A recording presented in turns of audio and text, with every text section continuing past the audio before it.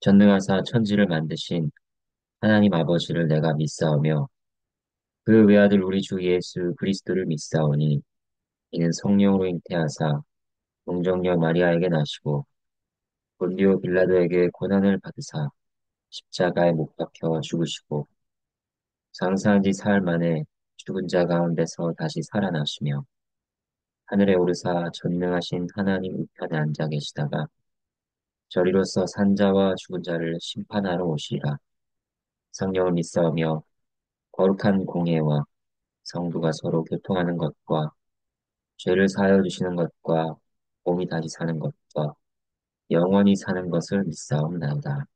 아멘. 네, 함께 찬양하도록 하겠습니다. 찬송가 70장입니다. 70장 1절과 4절을 함께 찬양하도록 하겠습니다. 피난처 있으니 환난을 당한 자 이리 온다. 땅들이 변하고 물결이 떠나 산 위에도 지되 두렵잖네.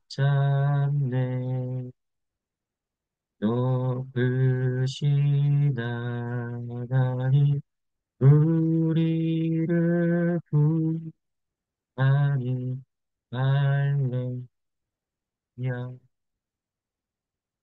괴로움이 심하고 반란이 극하나 피난처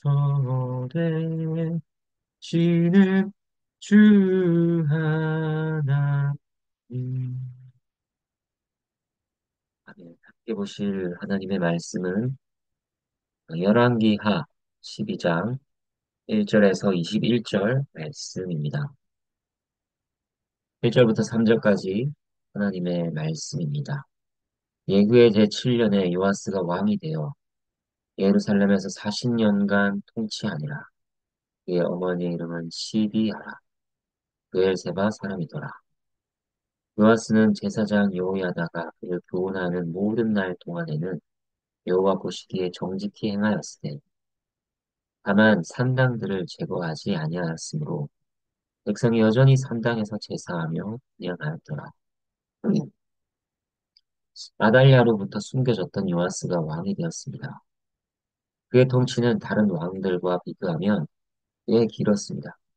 7살의 왕이 되어 40년을 왕으로 있었습니다. 1절부터 3절까지는 그의 통치에 대해 짧게 요약해 줍니다. 요아스의 통치에는 중요한 두 가지 포인트가 있습니다. 하나는 요아스가 제사장 여호야다로부터 교훈을 받는 동안에는 여호와 보시기에 정직히 행하였다는 것입니다. 여호야다가 어떻게 요아스를 교훈했을까요?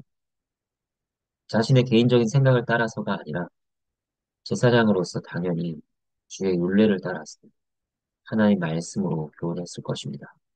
그 교훈 속에서 요아스는 바르게 행했습니다. 그런데 이 2절에는 다른 암시도 들어 있습니다. 여호야다에게서 교훈을 받지 못한 때부터는 문제가 생기기 시작했다는 것입니다.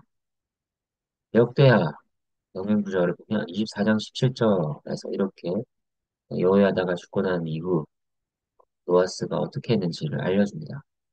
여호야다가 죽은 후에 유다 방백들이 와서 왕에게 절하며 왕이 그의 말을 듣고 여호야다 제사장이 죽은 이후에 요아스 왕은 이제 제사장을 통해 하나님 말씀을 듣는 것이 아니라 유다 방백들, 유다 지도자들의 말을 들었습니다. 그들은 왕에게 아첨하며 접근해 왔습니다. 그러면서 요아스가 어떻게 했느냐. 역대하 24장 18절 말씀.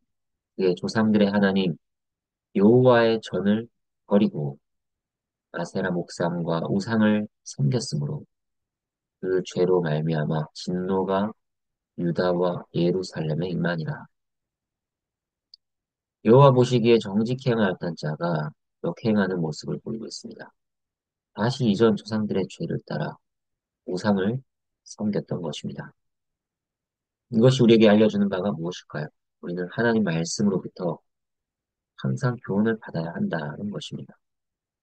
하나님의 말씀을 떠나서 사람은 짐승과 다를 바가 없습니다. 오직 하나님의 말씀이 우리를 바른 길로 인도합니다. 영향력 있고 세상에서 대단해 보이는 어떤 다른 사람들의 말이 아니라 성경이, 오직 성경이 우리를 온전케 하고 선한 것이 무엇인지를 교훈해 줍니다. 성령께서는 말씀을 듣게 하심으로 우리의 믿음이 나게 하시고 영적인 생명이 자라게 하십니다. 이를 떠나서 영적으로 부유해지기를 바라거나 넘어지지 않기를 바라는 것은 말이 안 되는 것입니다. 그러므로 우리는 하나님 말씀으로부터 교훈받는 일을 지속적으로 꾸준히 해야 합니다. 물론 했다 멈추고 합니다. 하지만 그래도 다시 그 교훈으로 나아가야 합니다. 포기하지 말아야 합니다. 그 신자로서 살아가며 결코 놓을 수 없는 모습인 것입니다. 요한서 통치에서 두 번째 포인트는 3절과 같이 산당들을 제거하지 않았다고 하는 것입니다. 이것이 어떤 사람들의 눈에는 별것 아닌 것처럼 보일지 모릅니다. 하지만 성경은 하나님의 관점으로 기록되었습니다. 그래서 산당들을 여전히 그대로 두었다 하는 것이 매우 중요한 잘못으로서 기록되고 있습니다. 악을 행하는 것은 잘못이죠. 그런데 악을 방치하는 것도 큰 죄악입니다. 산당들이 남아 있어서 미치는 영향이 무엇일까요? 백성들이 예루살렘 성전에서 살아계시며 참되신 하나님을 올바로 섬기는 것이 아니라 이교적인 방식으로 이방신들을 섬기게 한 것이 산당이었습니다. 이 일이 남유다를 존먹어하도록 방치한 것이 요아스의 중요한 잘못이었습니다. 이제 요아스와 관련한 좀 더 구체적인 기록들을 보도록 하겠습니다. 4절부터 6절까지 하나님의 말씀입니다. 요아스가 제사장들에게 이르되 여호와의 성전에 거룩하게 하여 드리는 모든 은, 곧 사람이 통용하는 은이나 각 사람의 몸값으로 드리는 은이나 자원하여 여호와의 성전에 드리는 모든 은을 제사장들이 각각 아는 자에게서 받아들여 성전의 어느 곳이든지 파손된 것을 보거든 그것으로 수리하라 하였으나 요아스 왕 제23년에 이르도록 제사장들이 성전의 파손한 데를 수리하지 아니하였는지라. 요아스와 관련하여 중요한 일 중 하나는 성전을 보수했다는 것입니다. 이것은 매우 잘한 일이었습니다. 당시 성전의 상황에 대해 역대하 24장 7절은 이렇게 알려줍니다. 악한 여인 아달리아의 아들들이 하나님의 전을 파괴하고 또 여호와의 전의 모든 성물들을 바알들을 위하여 사용하였다고 합니다. 그래서 성전이 엉망이었고 그것을 수리하는 일이 반드시 필요했던 것입니다. 이것은 제사장들과 레위 사람들에게 여러 성읍에 가서 해마다 돈을 걷고 성전을 수리하라고 했습니다. 하지만 요아스가 왕이 된 지 23년까지 그 일은 잘 이루어지지 않았습니다. 무슨 이유 때문인가? 7절과 8절 하나님의 말씀입니다. 요아스 왕이 대제사장 여호야다와 제사장들을 불러 이르되 너희가 어찌하여 성전의 파손한 데를 수리하지 아니하였느냐? 이제부터는 너희가 아는 사람에게서 은을 받지 말고 그들이 성전의 파손한 데를 위하여 드리게 하라. 제사장들이 다시는 백성에게 은을 받지도 아니하고 성전 파손한 것을 수리하지도 아니하기로 용이하니라. 첫 번째 성전 보수 계획이 실패한 것에는 제사장들의 책임이 있었습니다. 제사장들이 많은 사람에게서 은을 받아 그들이 수리해야 하는데 이것이 잘 이루어지지 않았던 것입니다. 그래서 요하스는 이것을 그대로 두고 보지 않고 성전 보수를 위한 두 번째 계획을 실행합니다. 일단 제사장들이 모든 일을 감당한 것에서 손을 떼게 했습니다. 9절부터 16절까지 보면 이렇습니다. 제사장 여호야다가 한 괴를 가져다가 그것이 뚜껑에 구멍을 뚫어 여호와의 전문 어기 오른쪽 그 제단 옆에 두매 여호와의 성전에 가져오는 모든 은을 다 문을 지키는 제사장들이 그 궤에 넣더라. 이에 그 궤 가운데 은이 많은 것을 보면 왕의 서기와 대제사장이 올라와서 여호와의 성전에 있는 대로 그 은을 계산하여 봉하고 그 달아본 은을 일하는 자, 곧 여호와의 성전을 맡은 자의 손에 넘기면 그들은 또 여호와의 성전을 수리하는 목수와 건축하는 자들에게 주고 또 미장이와 석수에게 주고 또 여호와의 성전 파손한 데를 수리할 제목과 다듬은 돌을 사게 하며 그 성전을 수리할 모든 물건을 위하여 쓰게 하였으되 여호와의 성전에 드린 그 음으로 그 성전이 은 대접이나 불집게나 주발이나 나팔이나 나무 금 그릇이나 은 그릇도 만들지 아니하고 그 은을 일하는 자에게 주어 그것으로 여호와의 성전을 수리하게 하였으며 또 그 은을 받아 일꾼에게 주는 사람들과 회개하지 아니하였으니 이는 그들이 성실히 일을 하였습니다. 성건제 속건제의 은과 속죄제의 은은 여호와의 성전에 드리지 아니하고 제사장에게 돌렸더라. 작업이 이전보다 더 체계적으로 이루어졌습니다. 그리고 이 일에 다양한 이들이 동원되었습니다. 먼저 요아스 명령을 내려서 궤 하나를 만들어 성전 문 밖에 놓게 했습니다. 그리고 백성들에게 선포하여 모세가 이스라엘이 바치도록 정한 세금을 주님께 드리도록 했죠. 지도자들과 백성들은 기꺼이 궤가 가득 찰 때까지 거기에 돈을 넣었습니다. 저는 왕이 하나님 일에 마음을 쏟는 것이 얼마나 중요한지를 알 수 있습니다. 온 백성이 그 일에 함께 마음을 모으는 것입니다. 그리고 궤가 차면 레위 사람들이 그 궤를 왕궁 관리들에게로 가지고 합니다. 왕실 서기관과 대제사장의 관리는 그 궤의 돈을 계산했습니다. 그 후 레위 사람들은 다시 그 궤를 성전 밖 제자리에 가져다 놓곤 하였습니다. 모인도는 주님의 성전 공사 감독관들에게 넘겨주고 그들은 주님의 성전을 새롭게 단장할 석수와 목수를 고용했습니다. 성전 수리를 가장 우선적으로 집중하고 은대접이나 불집게와 같은 기구들은 나중에 했습니다. 이를 맡은 각 사람들은 부지런히 역할들을 감당했고 충분히 신뢰할 만했습니다. 결국 성전은 이전과 같이 견고해졌습니다. 그리고 16절 보면 속건제의 은과 손재제의 은은 성전이 아니라 제사장에게 갔다고 합니다. 이것으로 성전 수리의 내용을 마무리하고 있는데 이것은 제사장들의 궁핍한 생계를 배려했다는 것입니다. 성전을 보수하는 일이 우선이지만 성전에서 섬기는 제사장들을 돕는 것도 중요하게 여겼습니다. 요아스 통치에서 긍정적 업적인 성전 보수 공사에 이어 이제 요아스 통치 때 있었던 어두운 역사 그리고 그의 말년을 보도록 하겠습니다.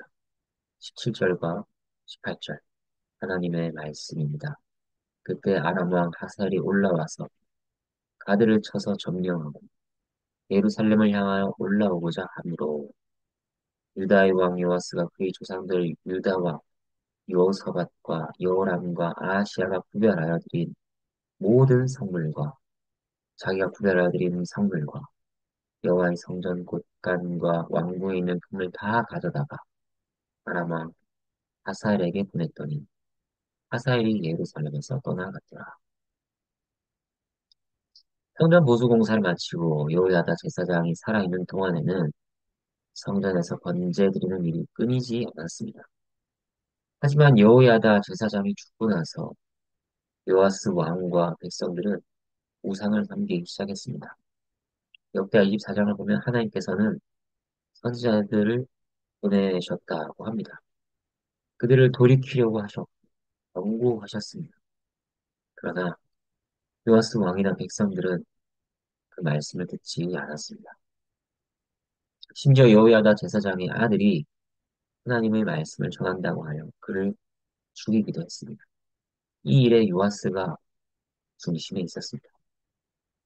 그래서 하나님께서는 아람 왕 하사엘을 보내신 것입니다. 아람이 쳐들어온 것은 결코 우연이 아니었습니다.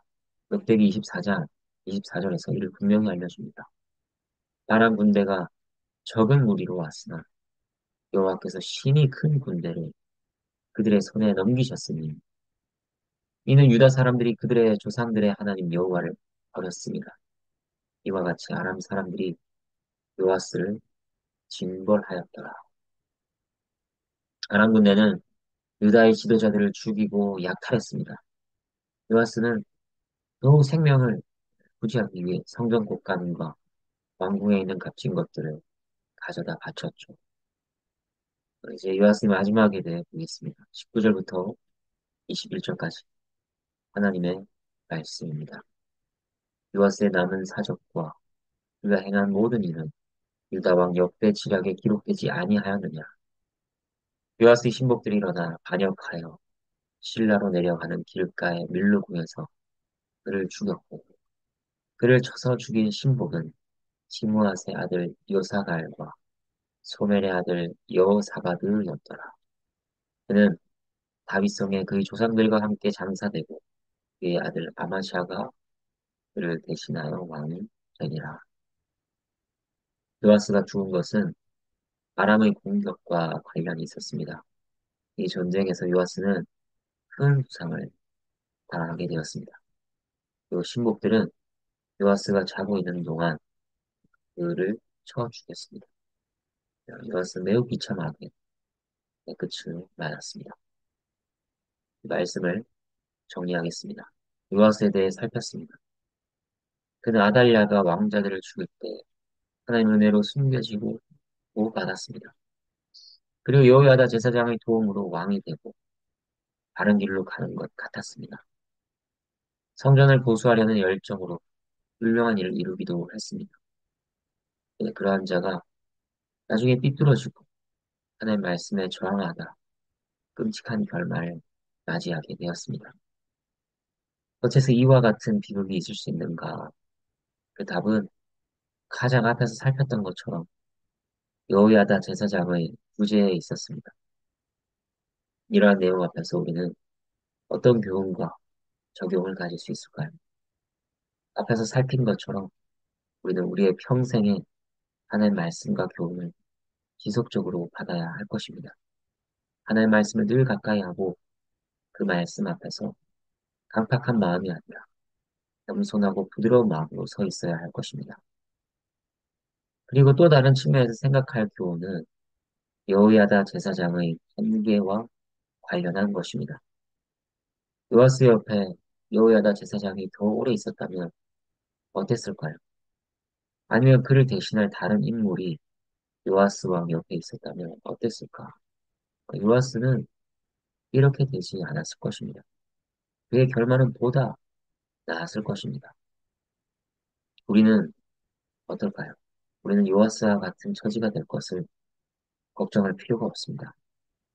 우리를 위한 제사장이 계시는데 그분은 영원한 분이시기 때문입니다. 이브리서 7장 24절과 25절 말씀. 예수는 영원히 계심으로 그 제사장 직분도 갈리지 아니하느니라. 그러므로 자기를 힘입어 하나님께 나아간 자들을 온전히 구원하실 수 있으니 이는 그가 항상 살아계셔서 그들을 위하여 간구하시니라. 그리스도께서는 우리를 영원히 도우시며 우리를 위해 간구하시는 제사장이 되십니다. 그러므로 신자들은 꼭 유아스와 같이 넘어질까 조심하면서도 보장되어 있는 안전을 굳게 믿을 수 있는 것입니다. 우리를 도우시는 예수를 힘입어 그 제사장을 힘입어 오늘도 하나님께 담대히 나아가며 하나님께 열심히 나아가며 하나님께 기꺼이 사랑으로 나아가는 우리 모두가 되기를 바랍니다. 함께 기도하겠습니다. 하나님 아버지, 참으로 감사를 드립니다. 저희는 죽을 수밖에 없는 존재들이며 하나님 앞에 넘어질 수밖에 없는 그러한 자들인데 하나님께서는 그러한 저희를 불쌍히 여기셔서 제사장 되시는 예수 그리스도를 보내주셨습니다.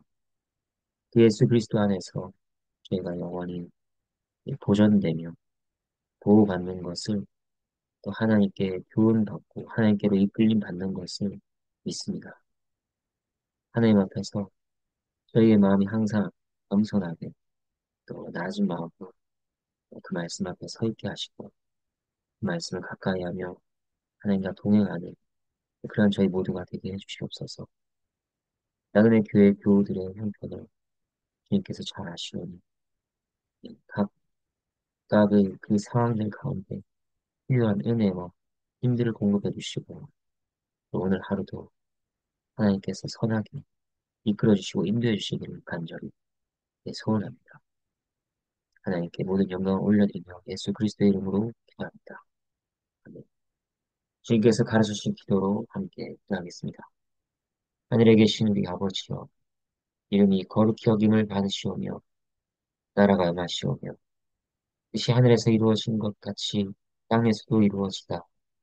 오늘 우리에게 일용할 양식을 주시옵고 우리가 우리에게 죄 지은 자를 사하여 준 것 같이 우리 죄를 사하여 주시옵고 우리를 시험에 들게 하지 마시옵고 다만 악에서 구하시옵소서. 나라와 권세와 영광 아버지께 영원히 있사옵나이다. 아멘.